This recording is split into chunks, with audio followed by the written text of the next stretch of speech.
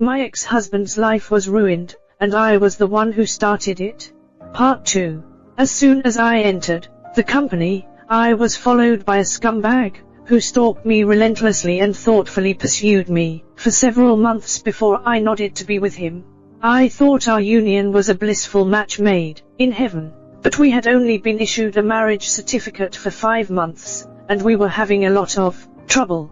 I still remember the grand occasion, when my parents-in-law and my parents talked about my marriage for the first time.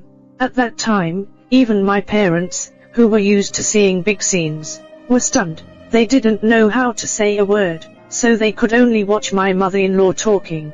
Your daughter and my son have already got their marriage certificates. As for the wedding date, you can choose one of the 5 days I have chosen. How can we use a wedding car? A wedding car is so dangerous. We will be at the hotel when the time comes. You don't know, every time I see those scenes of car accidents, I have nightmares for a long time.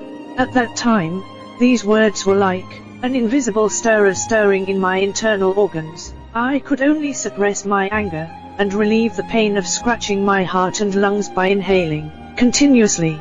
My fiancé's family conditions are not as good as mine, and his parents are just small employees in our company.